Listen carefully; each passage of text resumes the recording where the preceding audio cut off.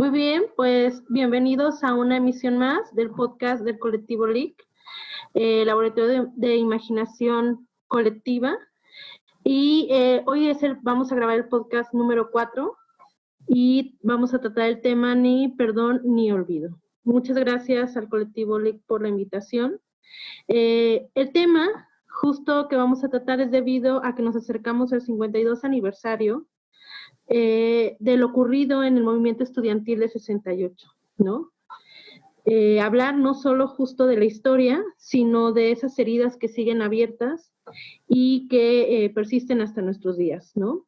Vamos a empezar con un tema bastante fuerte e importante, que es muy interesante e importante poner en diálogo, que justamente lo va a tratar Lola, y es el tema del feminicidio y el impacto de las redes sociales. Es interesante también cómo vamos a analizar la relación que tiene el tema central con las redes sociales, ¿no? Entonces vamos contigo, Lola. Gracias. Y hola a todos. Realmente es un tema muy importante para mí y que quiero compartir con todos ustedes. Al momento de investigar sobre los feminicidios que se han ejecutado en el último año, 2020, en Jalisco, me doy cuenta de que sí, sigue habiendo una falsa información y que aún nos siguen contando la mitad de las verdades, ¿no? Por ejemplo, dicen que solamente hay 10 feminicidios al día y que el país más inseguro todavía sigue siendo Ciudad Juárez, pero no es así, al contrario, ¿no? O sea, Ciudad de México es uno de los más inseguros y Guadalajara, Jalisco, está en el lugar número 6 de los lugares más inseguros para las mujeres en la lista, ¿no? de las ciudades de México. A mí lo que me intriga mucho es cómo todavía pueden ocultarnos esas verdades que vemos a diario y que no, o sea, que son sumamente importantes. También quiero tomar el tema de cómo influye las redes sociales en esta información que nosotros vemos.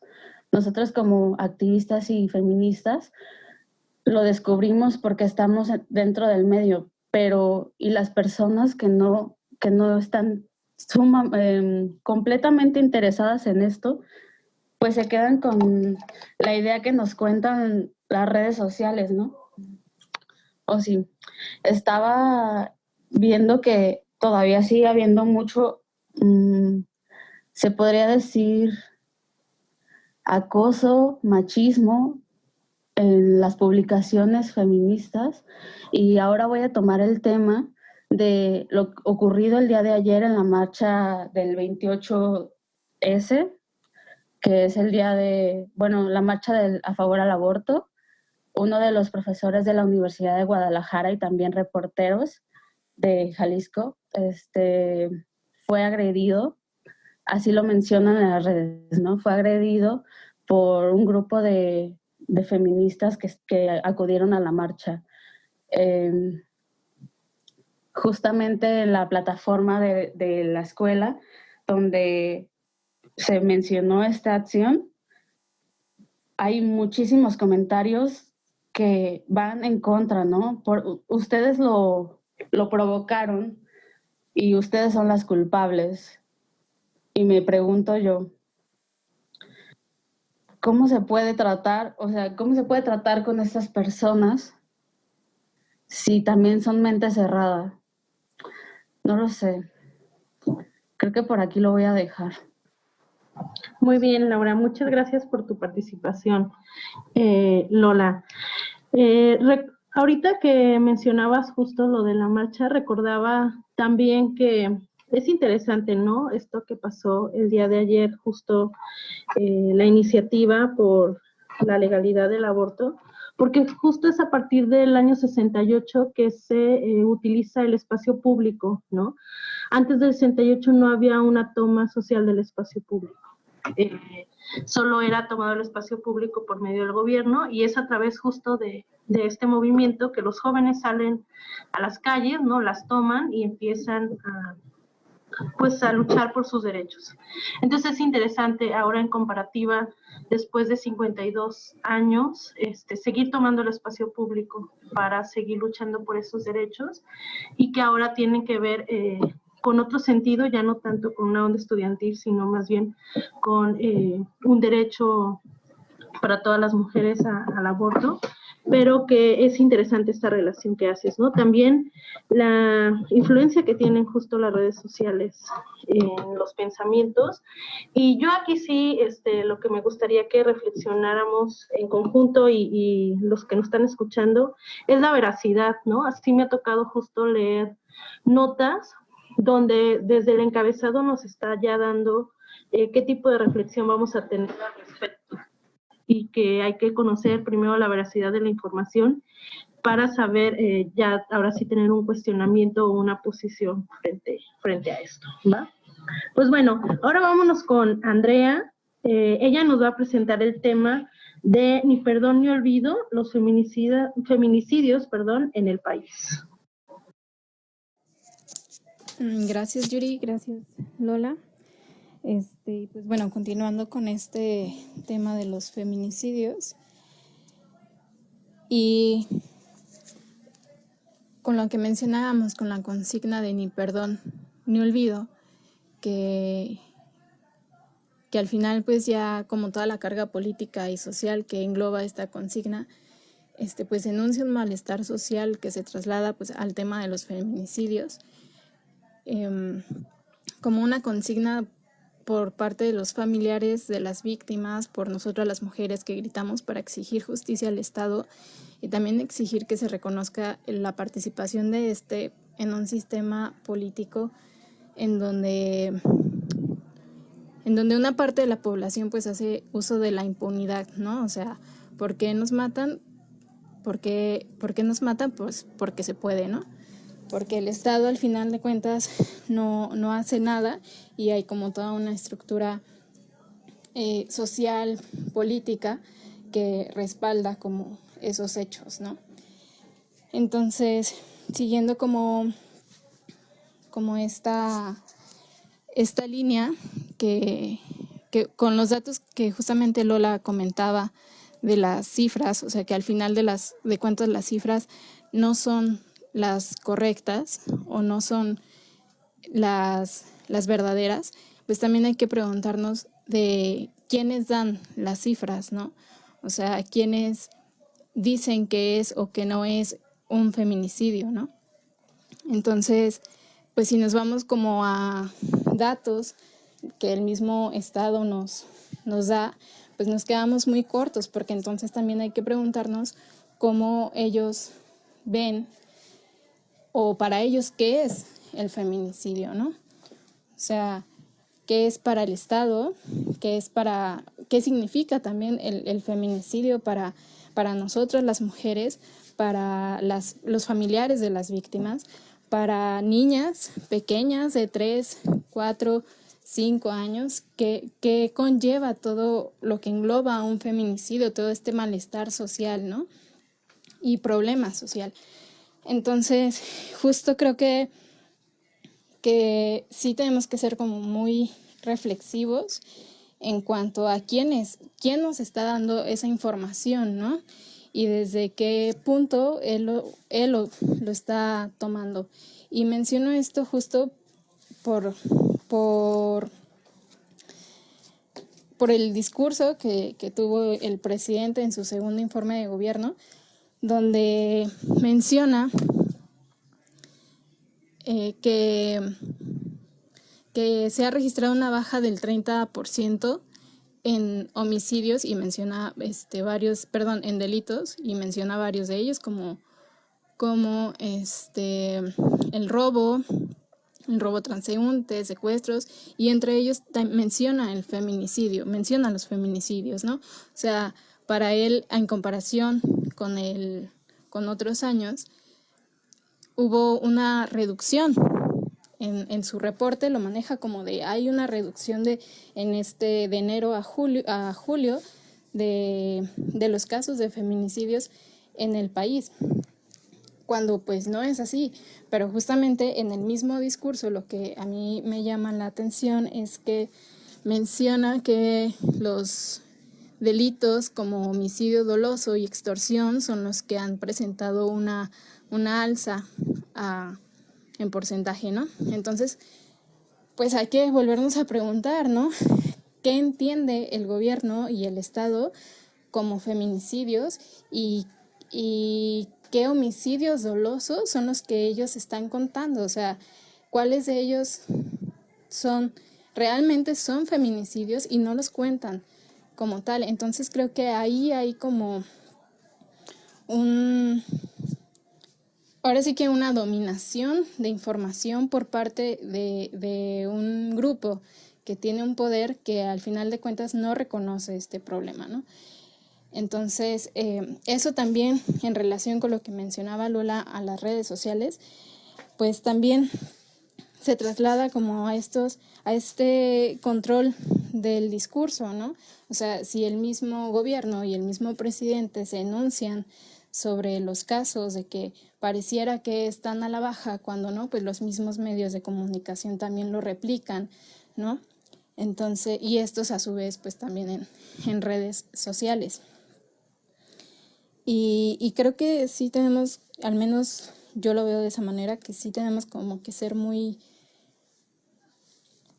tener un criterio sobre las noticias que vemos en redes sociales y todo lo que esto trae detrás, ¿no? O sea, como todas las frases, las palabras que se utilizan, pues connotan algo, ¿no? O sea, connotan que justamente más allá de entender el problema, pues a nosotras nos culpan de la misma violencia que es ejercida por parte del Estado, de la sociedad y que históricamente venimos cargando.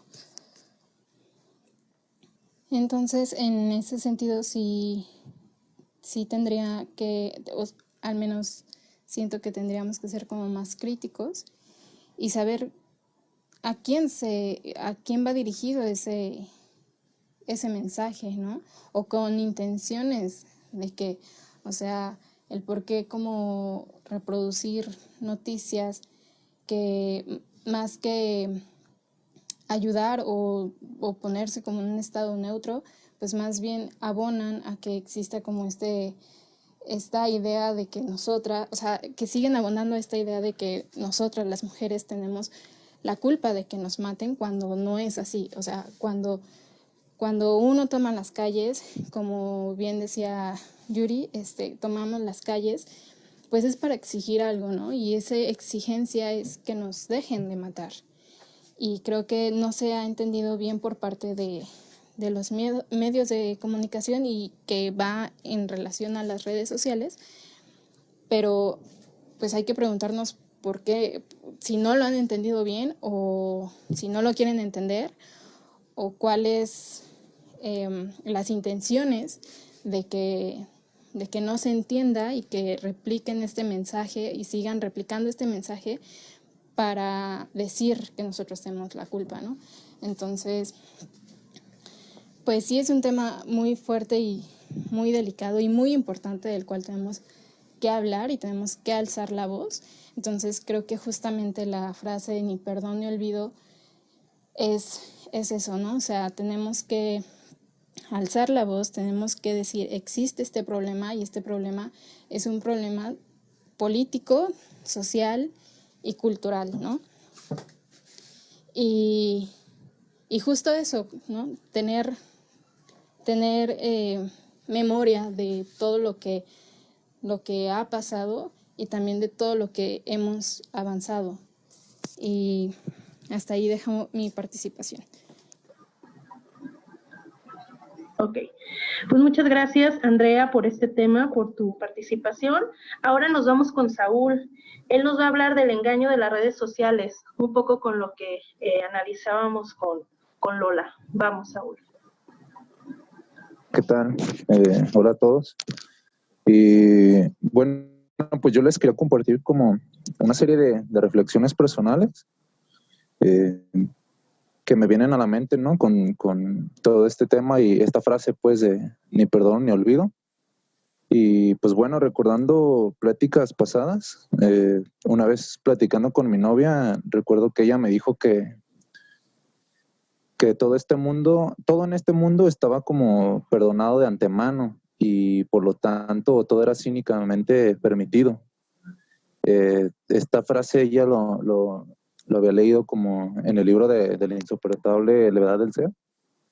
Y bueno, a mí me hizo mucho ruido esta frase que me compartió y lo relacioné con esta parte del olvido, ¿no?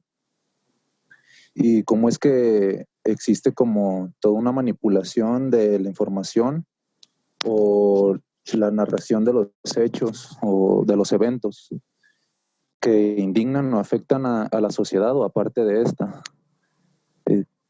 Pienso que existe como un proceso, el cual yo lo relaciono como con un uróboros, en el que primero sucede como un evento y un evento como una injusticia social, como un atentado terrorista o un movimiento social, por ejemplo, y después vienen como las noticias, los debates, los juicios, la violencia, el drama, los memes, ¿no? Y todos empiezan como a hablar de ello. Pienso que lo empezamos como a consumir como una especie de... Lo consumimos como un espectáculo, ¿no? Que después pareciera que se vuelve producto o se derivan productos de este mismo espectáculo como películas o series, imágenes, modas. Bueno, se vuelve como una moda hablar como del tema, ¿no? Tienes que tener como una opinión, ¿no? Al respecto. Pienso que todo esto se va como distorsionando la idea o el mensaje principal de los discursos o de lo que realmente ocurrió, ¿no? Y luego, pues, como todo producto consumible, se desecha y después pasa como al olvido. Una vez que está como en esta parte del olvido, viene como, pienso que es como una cruda moral, ¿no? De aquellos que participan en el espectáculo solo por ser como parte de él y no como por un verdadero sentir, no como con un sentimiento de indignación o resentimiento, ¿no? Hasta que no se produzca como un nuevo evento y se repita de nuevo todo este proceso, ¿no? A mí me parece que es importante como analizar todo este rollo, ya que como en un mundo de información con una constante sucesión de eventos, es importante como recuperar las memorias de eventos que, de ser solucionados, nos ayudarían a estar como en un mejor presente, ¿no? Y por lo tanto como en un mejor futuro. Pienso que es importante no dejar que como este sistema de mediación de la información minimice y absorba como las luchas sociales y sus discursos, ¿no? Todo este ejercicio como de memoria, como la documentación o ejercicios como el archivo o el registro, son importantes en esta lucha contra la impunidad y la indiferencia. Y bueno, estas son las reflexiones que yo les quería compartir. Muchas gracias, Saúl. Sí, es muy interesante lo que hablas justo de la inmediatez de la información, ¿no? Las redes sociales, la información se va traslapando y creo que esta reflexión que tienes sobre el archivo es muy interesante, digo. En Guadalajara lamentablemente todavía no contamos con una institución, ¿no?, que albergue el archivo. En la Ciudad de México ya tienen muchos años que la UNAM, con este centro que se llama Arqueya, ha justamente captado varios archivos, ¿no? Desde archivos sociales, archivos artísticos, y que justamente no solo se dedican a difundirlos, sino a restaurarlos y también a conservarlos, y eso es una cosa muy importante, que tal vez tendríamos que pujar nosotros los interesados en la cultura y las artes para que esto siga y para que ahora en Guadalajara o en otros estados, ¿no? O sea, otra vez hablando de la descentralización de la información, ¿no? Como optar porque tal vez pudiera existir un archivo que pudiera resguardar justamente estos sucesos y que se enlaza perfectamente con esto de ni perdón ni olvido, porque vamos a tener ese registro que va a estar revisándolo posteriormente las nuevas generaciones. Muy bien, pues ahora vámonos con Sinué. Este es un nuevo esquema dentro del podcast, ¿no? Él nos va a estar recomendando películas a partir de esta semana, y hoy nos va a hablar de la censura de Rojo Amanecer, un tema bastante interesante sobre lo que ocurrió en aquella época. Vamos contigo, Silvia.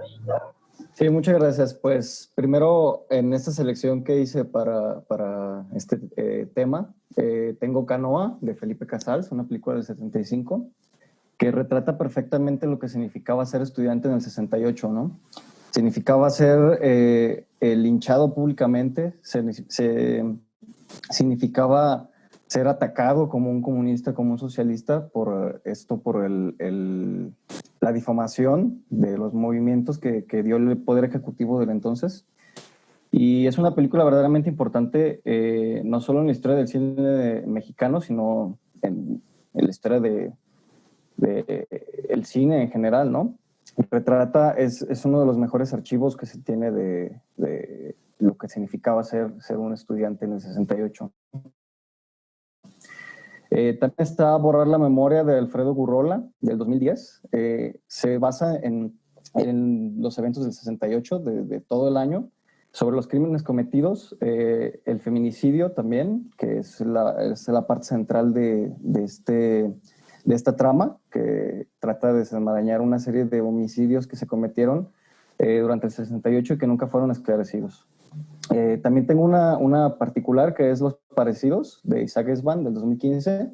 Esta es una película que a mí me gustó mucho porque es una suerte de ciencia ficción y de fantasía que toma como pretexto la noche del 2 de octubre del 68 para desatar toda la oscuridad y maldad que se va a desarrollar en la trama. También Tlatelolco, Verano del 68, una producción de Carlos Volado. Es una historia de amor muy romántica, de la típica de clases sociales, pero que también retrata mucho cómo fue el movimiento y se recrean una serie de discursos y mítines que se hicieron durante este año hasta la culminación en lo que fue la masacre en la Plaza de las Tres Culturas. Olimpia, que es una producción reciente, dirigida por José Manuel Cabrioto, de 2018. Es una película muy innovadora, se podría decir. Es una película animada que usa la técnica del rotoscopio y es realizada por los mismos universitarios de la UNAM. El director es egresado del Centro Universitario de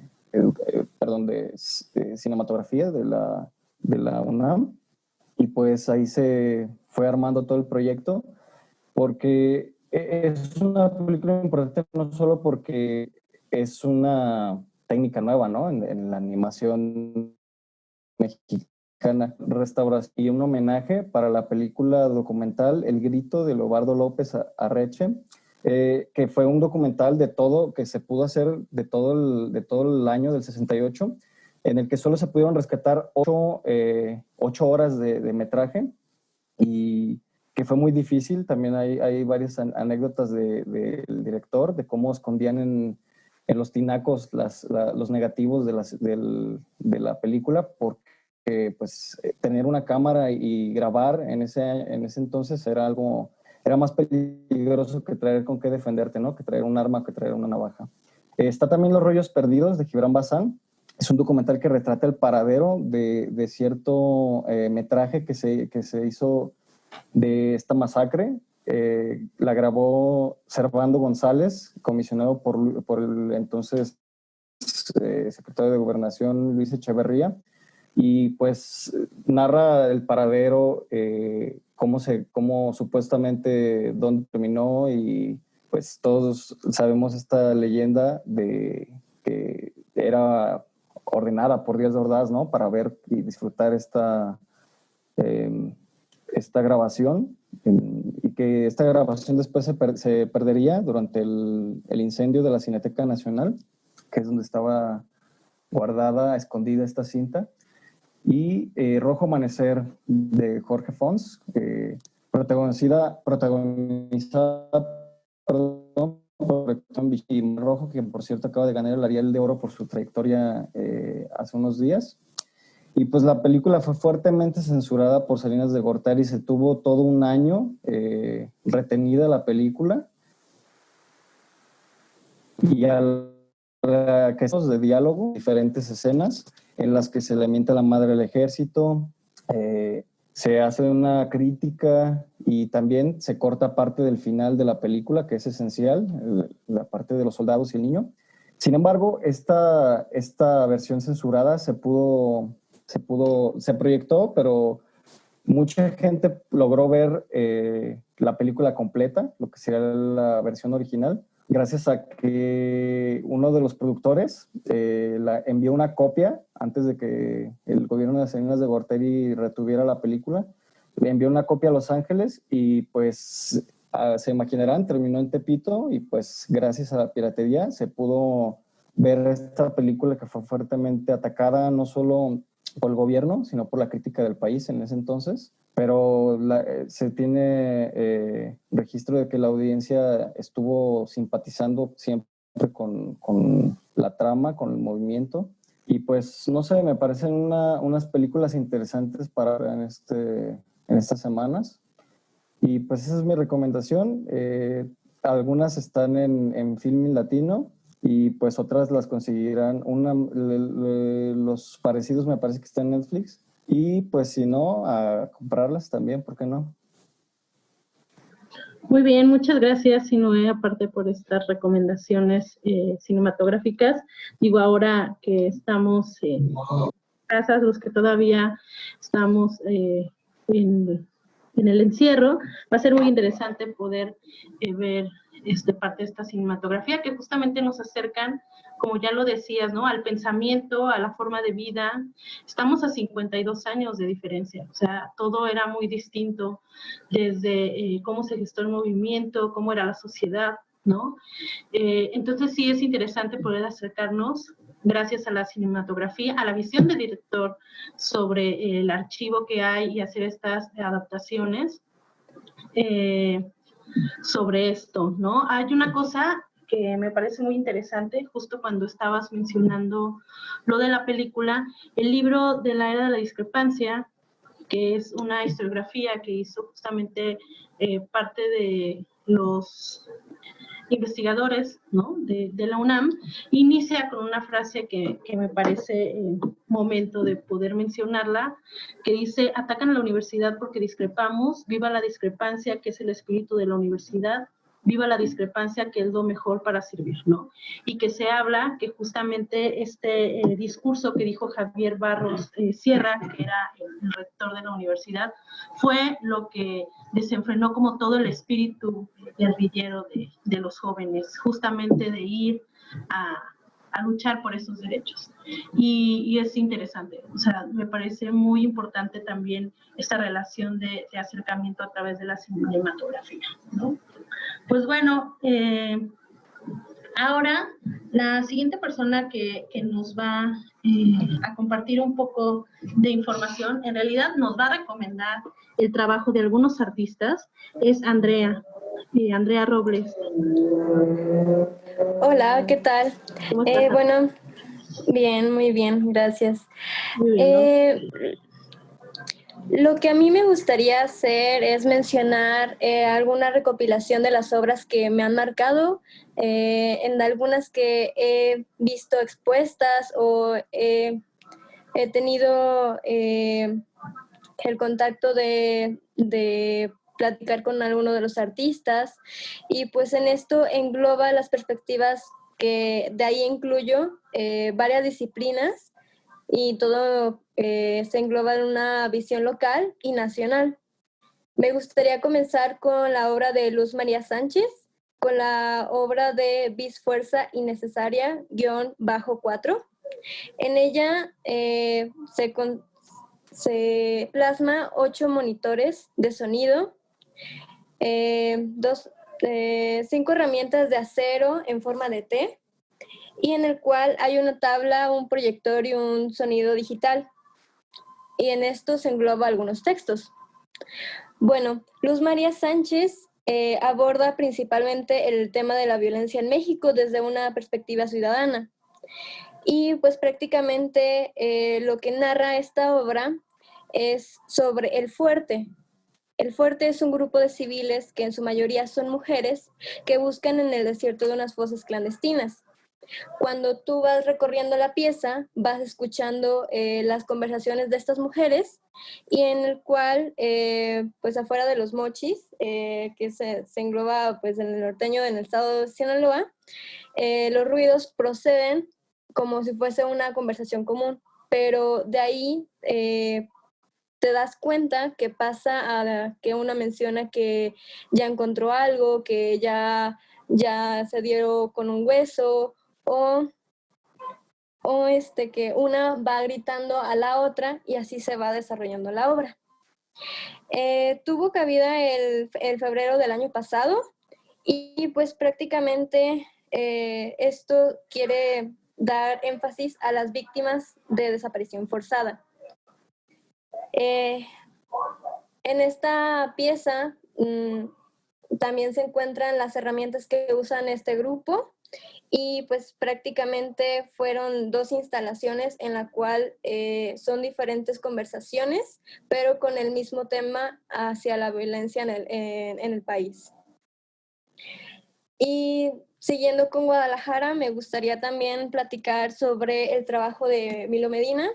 El día de ayer tuve el privilegio de hacerle una entrevista y pues prácticamente él me narra sobre su reciente obra, que prácticamente lo desarrolló al inicio de este año, en el cual se titula Paisajes Urbanos. Consiste en un archivo fotográfico en el que gira en el entorno de la normalización, del contraste de la violencia que existe en la ciudad. Y pues prácticamente son cuerpos tapados con sábanas, cuerpos en bolsas negras, y pues que en esas bolsas negras usualmente lo usan para desechos o basura. En este caso pues son los mutilados, ¿no? Y pues prácticamente él usa un personaje, un maniquí, y pues esto quiere simbolizar pues la pérdida de la elección de la identidad y la autonomía. Y pues el maniquí se muestra mutilado o ensamblado y con diferente perspectiva refiriendo a la posición del artista, ¿no? Y también él me platicó sobre otra obra que viene siendo el manual para poner mundo de cabeza.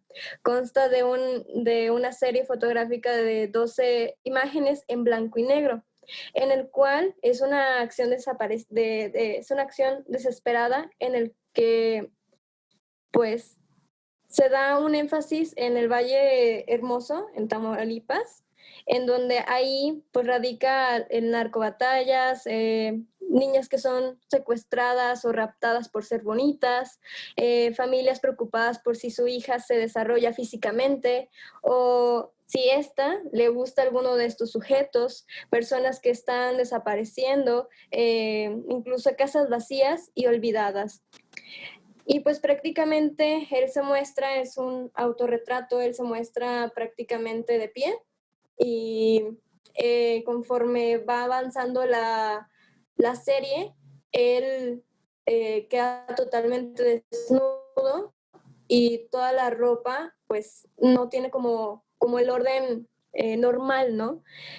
Prácticamente los zapatos están puestos en las manos, los pantalones en los brazos, la camisa termina en sus piernas y así se va desarrollando la pieza. De ahí me voy un poco más al sur, que viene siendo la obra de Francisco Toledo, que fue lo que marcó en el 2014 con la desaparición de los 43 normalistas. Él se encontraba con un papalote en mano y con una brisa muy, muy tenue. Él corría por el andador turístico con un papalote con una ilustración de los normalistas. Esto pues fue producido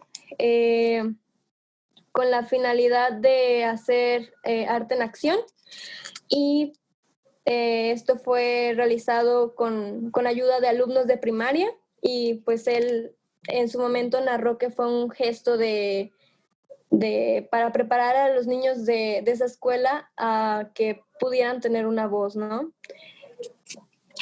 De Francisco Toledo quiero pasar a la exposición de sublimaciones que fue presentada en el... Fue una exhibición recopilando varios trabajos de diferente técnica de varios artistas, en el cual todos muestran una emoción colectiva y acontecimientos políticos y pues suspenden o radican en movimientos en masa de lucha, en el cual pues prácticamente toman en el fundamento del teórico y filósofo historiador francés Georges Didi, y pues en el cual se recopila trabajo de Francisco Toledo, ya lo mencionado, de los papalotes de los 43 desaparecidos, y pues también se muestra obra de Graciela Iturbide, un quinto, el grupo no grupo, y pues prácticamente se engloba diferentes artistas que radica una preocupación colectiva. Y pues ya de ahí lo que me detona es que estos artistas se preocupan ya sea por una inquietud meramente personal, que hayan sido víctimas de una desaparición forzada o que ha tenido un familiar desaparecido, o que realmente el país ha tenido bastantes acontecimientos y no solamente en el 68, sino que se ha visto presente en muchos sexenios más y pues desgraciadamente en nuestra actualidad, y pues que en esto son los que más me han impactado y pues de ahí sería pues prácticamente mi participación. Muchas gracias, Andrea. Es interesante, ¿no?, la narración que nos haces de estos artistas y sus obras. También me interesa mucho el formato justo de la narración de la obra, donde nos invitamos a imaginar, ¿no?, a imaginar cómo está compuesta esta obra, a reflexionar sobre la misma, y que también es padre, digo, invitamos también a los escuchas a que puedan buscar las piezas para que puedan tener otro acercamiento.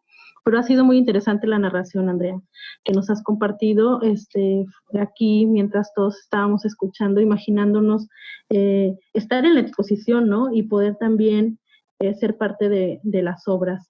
Muy bien, pues ahora vámonos con Horacio. Horacio nos va a hablar sobre el documental Chile, la memoria obstinada. Hola, buenas noches, buenos días. Faltó la frase así inicial. Bueno, yo les voy a hablar hoy sobre una película que se llama La memoria obstinada. Es del documentalista Patricio Guzmán. Es una película de 1997, dura 58 minutos y es una coproducción entre Chile, Francia y Canadá. Y bueno, me gustaría primero, antes de hablar de la película, como leer la premisa de la película. En voz del director. Dice: queremos indagar en la memoria, en los recuerdos individuales de la gente. Después del golpe se produjo una honda autocensura en los recuerdos de cientos de miles de personas que querían y no podían olvidar tantos años de creatividad política, de vida cultural emocionante, cortados luego por una experiencia de dolor y desarraigo.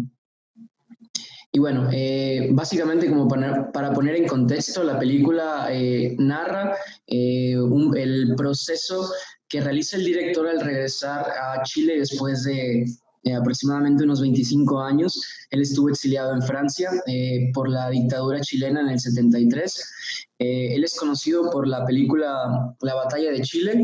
La Batalla de Chile es un documental latinoamericano nombrado como de los mejores documentales en la historia, inclusive, que relata el proceso democrático desde la insurrección del el partido de Allende hasta la caída tal cual por la dictadura de Pinochet, ¿no? Entonces, es una película que contiene como, o sea, una fiel como captura de ese momento y que no pudo, y que fue censurada durante casi como 25 años debido al contenido que tenía sobre el tema, la dictadura, y bueno, sobre específicamente como los daños que hizo los militares, ¿no? Bueno, voy a seguir también leyendo como las notas. Bueno, Patricio Guzmán vuelve a Santiago de Chile para volver a encontrar a los personajes de la Batalla de Chile, realizada 23 años antes. En 1996, Guzmán tuvo la idea de exhibir su filme en diferentes colegios de Santiago y filmar las reacciones de los estudiantes ante un pasado reciente que desconocían. Bueno, la película parte de una premisa inicial que el director habla sobre cómo él no tenía la idea de cómo iba a ser la película, o sea, de que en muchas formas como que improvisó el contenido de la película y cómo como una serie de acciones hizo que como de que desataran, o más bien el director quiso como captar las interacciones reales de las personas al realizar acciones que hacían una especie de remembranza a los tiempos. Esto como un experimento para ver cómo es que la sociedad reaccionaba y bueno, demostrar también la importancia de la memoria a partir de signos como la música, a partir de signos como la imagen, el video. Y bueno, dicho eso, quisiera como mencionar, o sea, como algunas de las acciones tal cual.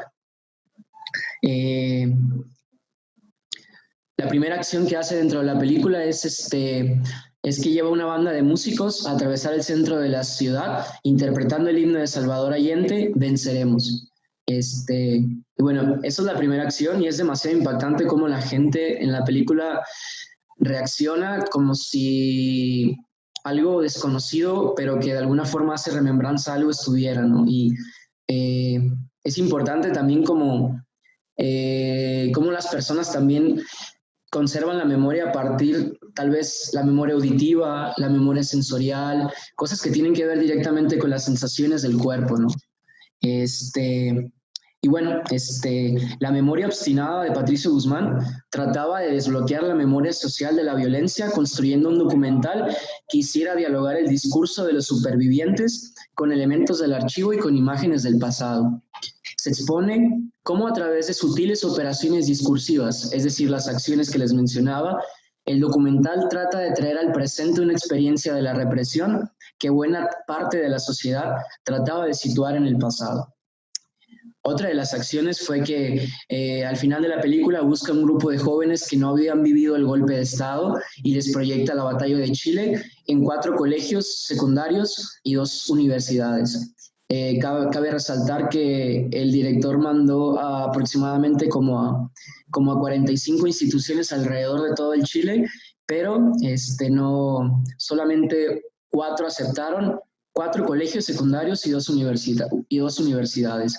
Y bueno, también las interacciones de los jóvenes al ver esa parte de la historia que no se les había contado, pues es como muy intensa, ¿no? Es como una emoción, o sea, hay gente llorando, hay gente peleándose. Y bueno, creo que es interesante también cómo las películas específicamente tienen el poder de realizar acciones reales en el territorio, específicamente con personas y con interacciones, y al filmar cómo esas acciones repercuten en las personas, cómo de alguna forma también se está construyendo la historia, ¿no? Entonces pienso que el cine tiene como esta noción de ser como algo que conserva la historia de determinado tiempo, ¿no? Y creo que es importante para Latinoamérica específicamente, como región, que ubicarnos que la memoria es un conducto del cual nosotros tenemos que seguir construyendo constantemente, porque la historia ha sido borrada por las pues fuerzas hegemónicas, ¿no? Que siempre han estado como con el control de la región, ¿no? Entonces también me hace pensar que la visión tal cual de un director latinoamericano, forzosamente siendo una persona consciente de su contexto social y siendo empático como con las personas que han como padecido cosas, pues bueno, cómo es necesario como enfocar o hablar de ese tipo de temas y poder generar un discurso artístico a partir como de esas interacciones, ¿no? Y bueno, para finalizar, me gustaría como leí algo interesante que se me hizo como muy interesante como para cerrar. Es que la memoria obstinada de Patricio Guzmán compromete el recuerdo, la materia sobre cuyas partículas existenciales trabaja la obra y al espectador, su destinatario, en un mismo proceso de coproducción de sentidos surgido de una interrelacionalidad de planos, temporalidades, escenas, vivencias y subjetividades en acto, que van ensayando posibilidades de relato. Y bueno, me gustaría cerrar con una frase del director en la que dice que él muchas veces se le ha preguntado por qué todas sus películas hablan de la memoria. Muchas veces se les ha afirmado que por qué insiste tanto en cómo traer esos recuerdos o hablar de esos recuerdos, ¿no? Y bueno, la sencilla respuesta del director es, bueno, es que no se ha hablado nada. Bueno, hasta aquí mi intervención. Ahí vamos a dejar el link en la descripción de YouTube para que puedan ver el video. Muchas gracias. Muchas gracias, Horacio. Muy interesante esta reflexión sobre el documental de Chile, La memoria obstinada, y también la narración del mismo, ¿no? Es interesante esto que hablas de las acciones, que se relaciona totalmente con lo que hablaba también Andrea, ¿no? Cómo el director y el artista toman estos temas y trabajan con ellos para poder hacer una reflexión al respecto. También es interesante cuando hablas de que Patricio Guzmán, ¿no? Hace esta relación también de volver al lugar, poder tomar los hechos, ¿no? Pero también acercar a los jóvenes que no fueron partícipes, que es un poco la relación que hoy tenemos sobre el acontecimiento del 68, ¿no? Podernos poner en ese lugar y cómo nos acerca la cinematografía, cómo nos acerca la obra de arte, todo el archivo, ¿no? Desde el documento, desde los libros, ha sido muy interesante. También cuando hablabas de Salvador Allende, recordé mucho, digo, esto es como un comentario personal, ¿no? Que a mí me llamaba mucho la atención y me resonaba cuando iba al CUS, ver esta frase de ser joven y no ser revolucionario es hasta una contradicción, hasta biológica, ¿no? Siempre como que era interesante entrar a ese recinto universitario y encontrarte con esa frase y que justamente todo esto de lo que hablamos se enlaza con ello, ¿no? Pues es el momento, o sea, es el momento de luchar por un bien común y por una vida mejor. Pues bueno, después de esto, vámonos ahora sí con Marco. Él nos va a hablar justamente del perdón. Bueno, yo aquí les voy a hablar un poco sobre el perdón. Más que nada sobre cómo lo aborda Derrida. Jacques Derrida aborda el perdón en su libro El siglo y el perdón. Y hay aparte otro libro que se llama Perdonar lo imperdonable y lo imprescriptible. Creo que es algo que se ha perdido, más que nada el valor del perdón, o mejor dicho, el don del perdón. Aunque tomándolo desde el punto de vista de la frase ni perdón ni olvido, también tiene, creo que, una parte que revisar ahí, en el cual puedo decir que, a opinión propia, podemos no abordar no podemos no perdonar ciertas partes. Quiero empezar con deslindando separando un poco de lo que es el perdón. El perdón viene del prefijo per, que sería acción completa y total, y donare, que es regalar. O sea, sería la acción completa de regalar. a lo que llamaría Derrida como una forma de regalar algo. A esto quiere decir que no es un negocio, no es un negocio de llegar y te voy a regalar esperando algo a cambio. Creo que muchas veces pensamos que el perdón es, si perdonamos, tenemos algo a cambio, y eso ya no sería perdonar. O sea, sería algo como muy, pues, sería completamente negocio, esperando algo a cambio de, si tú hicieras algún favor, esperando que cobrar ese favor en algún momento, no estarías haciendo el favor completo. Pero bueno, también existe la parte del perdón, en el cual yo lo veo de esta forma y al mismo tiempo, bueno, no lo veo, más bien lo reflexiono a lo que más o menos pone Derrida, y dice, y yo lo pienso así: a veces culpamos la acción de la persona, más no a la persona. Ok, pero esto nos quita la reflexión de si la persona puede cambiar después de haber hecho la acción. No digo que cambie al hacer haga la acción y cambie en 3 segundos después de haberla hecho, no, sino en un tiempo ya sea indeterminado, pero a lo mejor nosotros nos quedamos con el mismo sabor, mal sabor de boca, de que nos hizo algún daño, y va a seguir esa persona siendo la misma de antes. Creo que eso estaría mal, porque sería que no cambiamos nadie. Entonces, creo que no sabría si englobar todo en algo que pensé de esta forma a partir del 68, de cualquier lucha social en el mundo. Si no perdonamos, no avanzamos. El problema es que seguimos con las mismas situaciones de opresión y violencia, al menos aquí en México.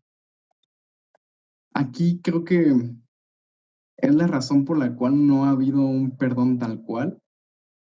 Aquí en México no ha habido como un avance, y no me refiero a que perdonemos y olvidemos. Eso creo que debe quedar muy claro. Me refiero a que siempre debemos recordar, siempre lo debemos de recordar para ser mejores. Y el perdón nos hace mejores nosotros como persona, y creo que eso se vería reflejado en cómo avanzamos como nuestra persona, valga la redundancia.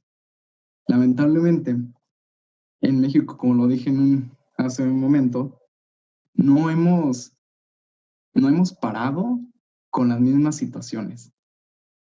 Hay asesinatos, hay opresión de jóvenes, de estudiantes, y hasta qué momento llega a parar eso. Creo que es algo importante del que hablar, pero también creo que debemos de nosotros de pensar cómo hacemos nuestras luchas, y las situaciones o las acciones muchas veces ya pasaron. ¿Cómo mejoramos nosotros para que para que esas acciones no pasen? Obviamente todos sabemos que hay personas malas en el mundo, pero ¿cómo hacemos que nuestras acciones buenas se vean mejor reflejadas? Creo que con eso terminaría mi intervención aquí. Muy interesante, Marco. Nos dejas en un punto donde hay justamente que ser muy reflexivos, ¿no? Justo cuando hablas de la acción completa de regalar, creo que sí es importante el acto sanador del perdón, porque pues la violencia genera más violencia, pero también hay que ser muy críticos en esta cuestión. Por eso es interesante la frase de conocer la historia para no repetirla, ¿no? Porque esto nos llevará en algún momento a conocer cómo se gestaron algunos movimientos y cuál es la nueva manera, como tú dices, de actuar al respecto, ¿no? Obviamente que sí hace falta mucho trabajo para poder solucionar distintas problemáticas que pasan en el país. Pero sí también hemos vivido muchos años de represión, pero saber cómo contraatacar, ¿no? Esa reflexión. Yo como educadora sí me parece que la educación tiene ese punto que nos puede ayudar, ¿no? O sea, ser críticos, ser reflexivos y que podamos compartir todo esto para que en colectivo tengamos un actuar mucho más encaminado y reflexionado, ¿no? Y pues bueno, en continuación con el tema de Marco, ahora va Scherati. Marco nos habló justamente del perdón y ahora Scherati nos va a hablar del olvido. Muchas gracias, Marco. Ahora vamos contigo, Scherati. Ok, bueno, muchas gracias. Buenas noches, buenas tardes, como mencionaba mi compañero, buenos días. Este episodio yo quisiera compartirles una serie de reflexiones que elaboré a partir de las lecturas, de la lectura de las tesis sobre el concepto de historia de Walter Benjamin. Me parece importante retomarlas porque en ellas encontré justamente razones para poder pensar de nuevo esta noción del olvido. Estas están escritas entre 1939 y 1940, ¿no? Consideramos que es el último escrito de Benjamin en vida, ¿no? Obviamente se ubica en un momento muy difícil. El texto es resultado de que Benjamin trata de escapar, ¿no? De la amenaza de la policía del recién llegado al poder Partido Nacional Socialista, y pues claro que representa una amenaza a su libertad, a su vida incluso. Muchos especulan sobre si su suicidio no fue más un asesinato, ¿no? de parte de los nazis. Pero justamente hablando sobre eso, sobre esa línea, quisiera primero hacer un trazo general, ¿no?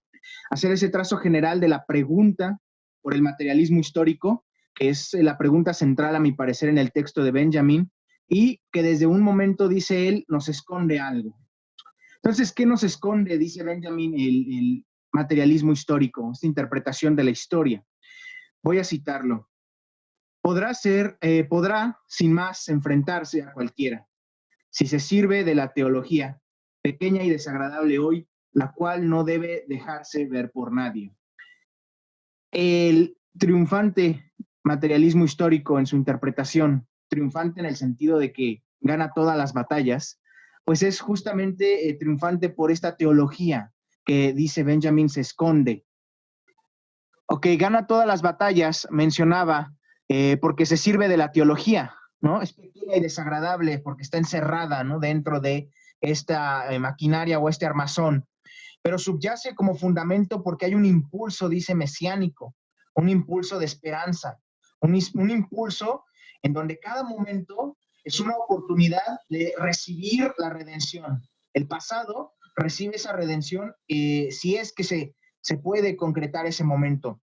Entonces, el mesianismo es, dice Benjamin, y esta idea de redención y esta idea de teología lo que está detrás de esta interpretación histórica.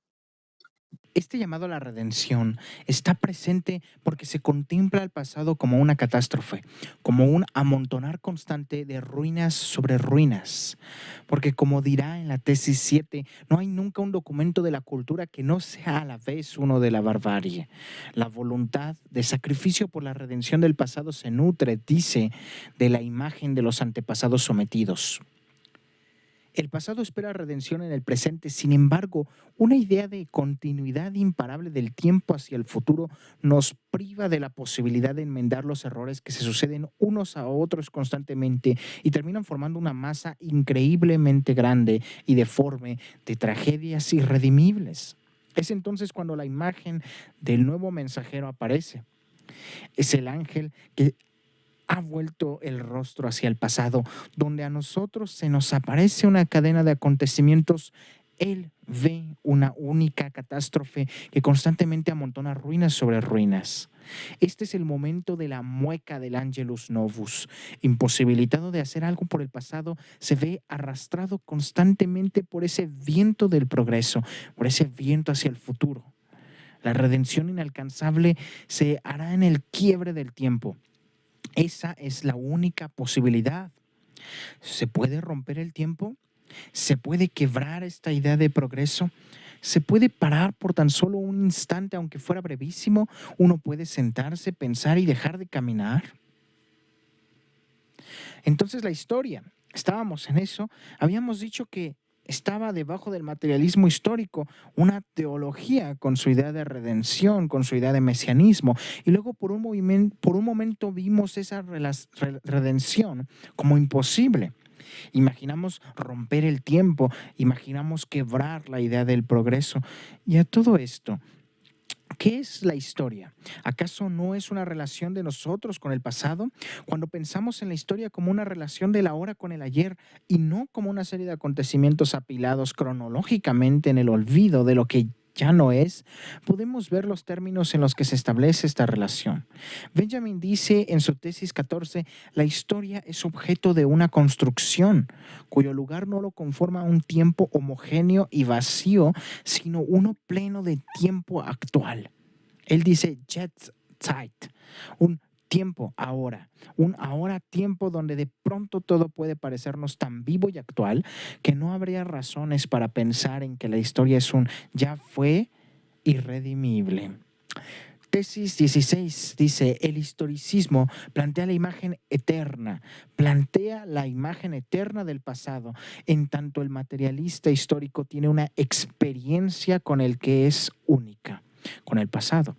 Es el Jetztzeit, el tiempo ahora, en lugar del érase una vez en el burdel del historicismo. Esta imagen eterna del historicista, la imagen eterna del pasado, es también la imagen del olvido.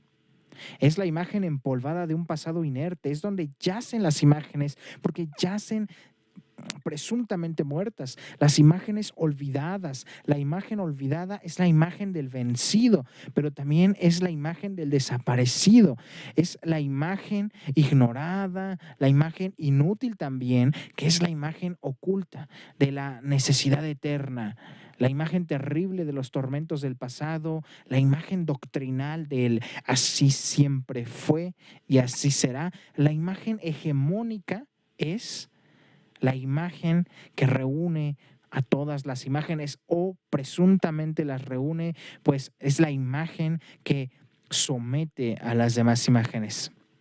La imagen de nuestro mundo, la imagen mundo es la imagen de la historia y es la imagen eterna. Habrá que enfrentar otras imágenes, despertarlas y hacer que vuelvan a hablar unas con otras. Así lo que aparentaba estar en silencio se mostrará ruidoso, y lo que parecía caduco se sentirá vigente. Así podremos disparar contra los relojes de las torres. ¿Quién lo diría? Irritado con el tiempo, al pie de cada torre dispara a los relojes para detener el día. Y con esta tesis 15, con esto decido concluir. Esta es la alternativa de repensar en la historia, el olvido, el tiempo, y de despertar a las imágenes que yacían dormidas. Y bueno, para enfrentarnos contra esta imagen hegemónica no habrá más que quebrar el tiempo. Y creo que ahí es donde Benjamin nos puede ayudar, porque solamente se podrá hacer regresando a esta relación con la historia. Y con esto concluiría mi participación. Muchas gracias. Muchas gracias, Esquerati. Fue muy interesante esta reflexión que justamente haces del olvido y Walter Benjamin a través de estas tesis, ¿no? Que, como bien lo mencionabas, fueron escritas entre 1939 y 1940. Me parece muy importante la reflexión que haces sobre la relación histórica y justo es eso lo que hoy podría acontecernos, ¿no? Estar haciendo esta relación de lo que acontece hoy en día, digo, mientras nos platicaba sobre esta reflexión, justamente pensaba, pues claro, para acabar con esta visión hegemónica y con esta línea de tiempo que sobre todo es como nos lo enseñan en la escuela, ¿no? La historia del arte, cómo va sucediendo un movimiento con otro, como si el anterior hubiera quedado borrado o fuera algo mejor lo que sigue. También la relación del estudiantado hoy en día, ¿no? O sea, han pasado 52 años, pero ya todo está de la mejor manera, no. Obviamente ahí es donde entra esta relación histórica. Obviamente hay muchas cosas que se entrelazan y que parece que no han pasado los años, ¿no? Que podemos encontrar muchas relaciones frente a la represión, frente a los derechos, frente a un montón de cuestionamientos que nos suceden como jóvenes. Pues bueno, muchas gracias, Kerati. Ahora vamos con Pablo H. Cobian y el tema que va a tratar es la sociedad del espectáculo. Hola, pues yo decidí cuando planteamos este tema, ni perdón ni olvido, hablar de un autor que me parece muy importante. Me parece aparte que tiene una conexión muy interesante con Walter Benjamin, sobre todo en su análisis que hace de la historia o del desarrollo futuro de la historia, en donde, no sé, a 53 años de la publicación de La Sociedad del Espectáculo, podemos encontrar que el libro tiene un montón de aciertos que se siguen sucediendo aún hoy en día, pues, ¿no? Lo que sucede con las redes sociales y demás cosas, pues, ¿no? Entonces me pareció que era un tema importante y que tenía mucha relación con lo que hemos tratado hasta este momento. Pues bueno, trataré de ser muy breve.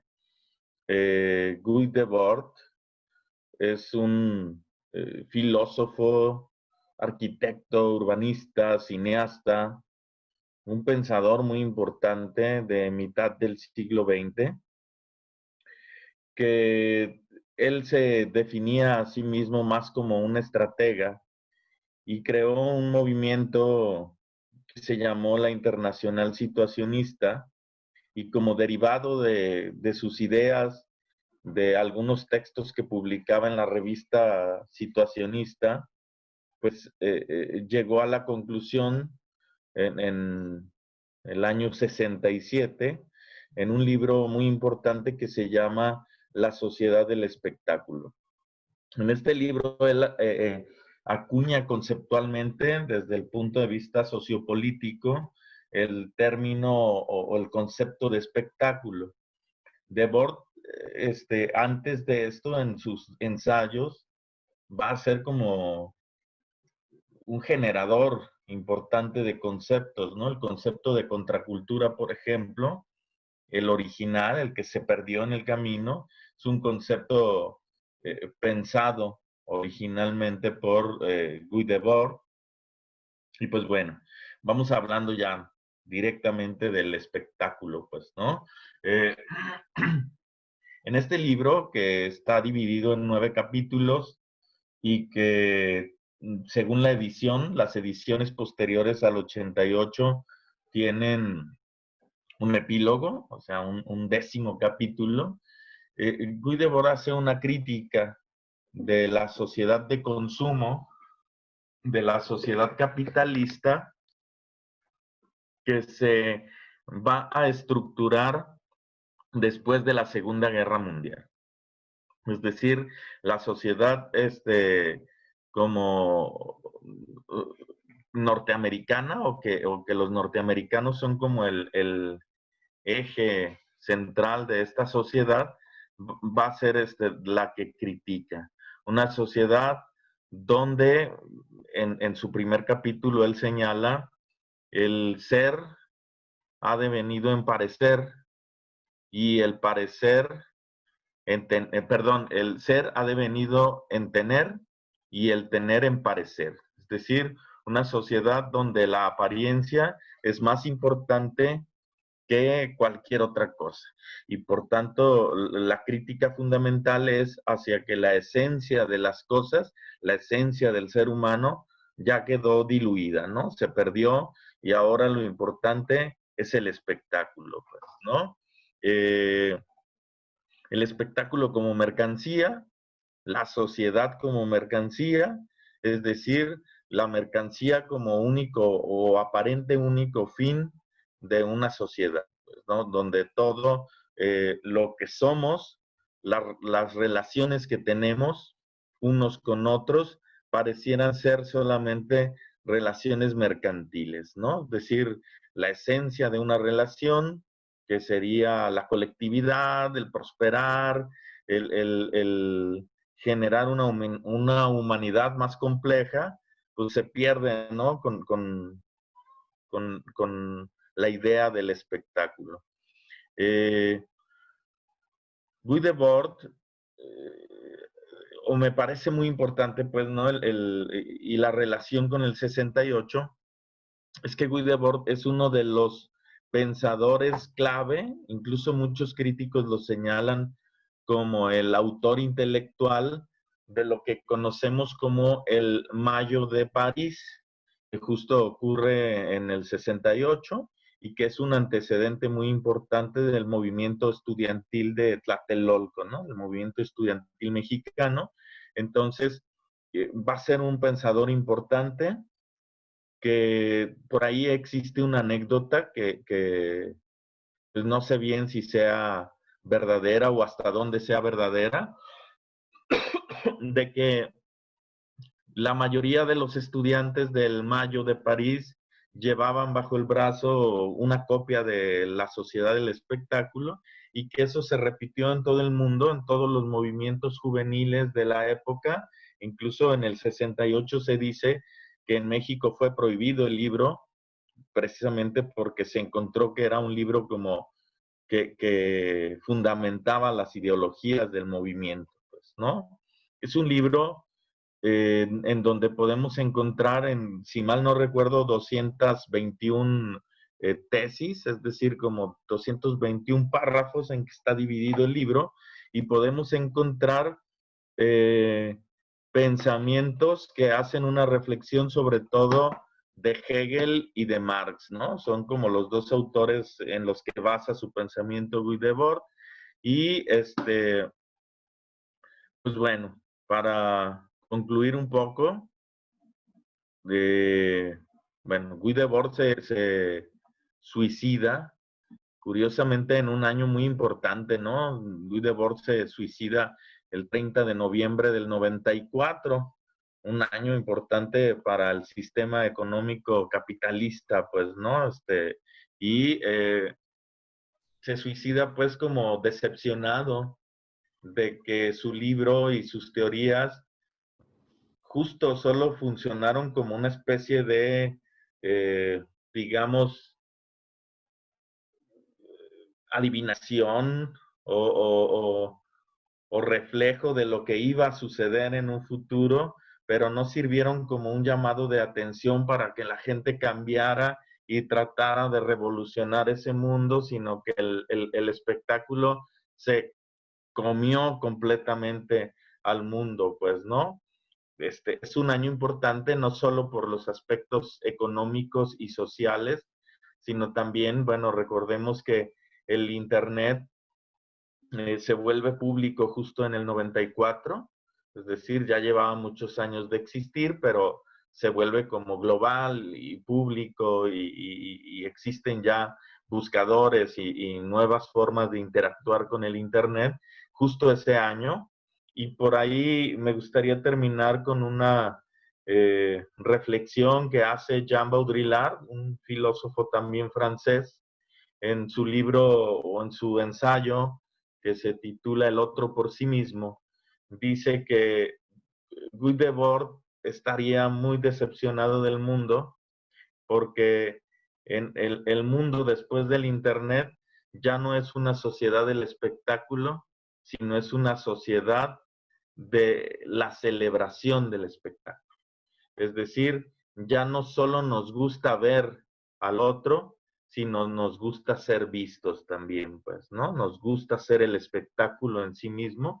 Y creo que encontraríamos un montón de relación, pues, ¿no? Con lo que hablábamos desde el principio con Lola, lo que hablaba Saúl, es decir, cómo las redes sociales manipulan nuestro pensamiento, cómo las redes sociales nos llevan a pensar de determinadas maneras en que tal vez ni siquiera queríamos pensar ni pensábamos y terminamos haciéndolo, terminamos convirtiéndonos en un modelo a seguir, porque todos somos una imagen, digamos, que se espejea o que se repite en ese mundo del Internet, y desgraciadamente, si no razonamos todo aquello que compartimos o todo aquello que publicamos, terminamos solo siendo un títere que replica lo que otros quieren que todos pensemos, pues, ¿no? Entonces, sí me parece que es pertinente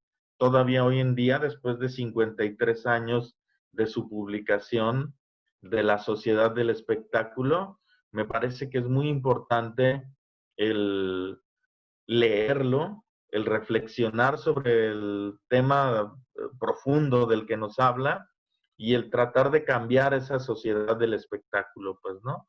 El tratar de, me parece muy pertinente el voltear a ver sus ensayos sobre contracultura, donde Guy Debord habla de contracultura no como es entendida en nuestro tiempo y a partir de la economía norteamericana, en donde la contracultura se entiende como una forma de estar contra la cultura dominante, sino de generar culturas alternativas, es decir, culturas que no tengan que depender directamente de la cultura dominante, sino que puedan generar su propia economía, su propio ritmo, su propia forma y no depender como de la gran economía, pues, ¿no? Entonces me parece no solo pertinente releer La Sociedad del Espectáculo, sino voltear a todos sus ensayos publicados en la revista Situacionista, en la Internacional Situacionista,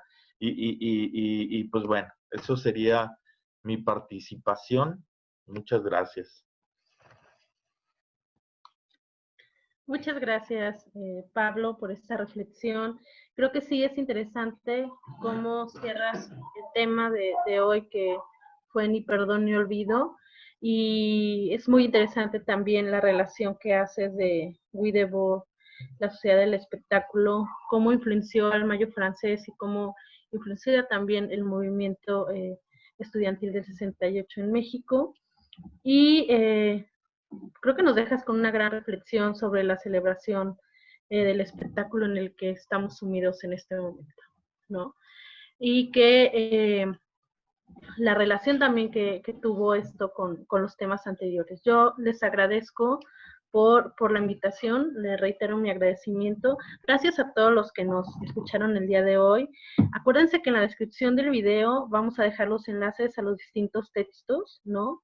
Que sirvieron justamente como base para esta plática, así como las películas que se recomendaron, también las vamos a postear. Dejen sus comentarios, va a ser muy interesante el diálogo que se entable referente al tema que tratamos. Y pues nos escuchamos en el próximo podcast. Muchas gracias, Lola, muchas gracias, Andrea, Saúl, Sinue, Andrea, a Horacio, a Marco, a Esquerati y a Pablo. Nos vemos la próxima.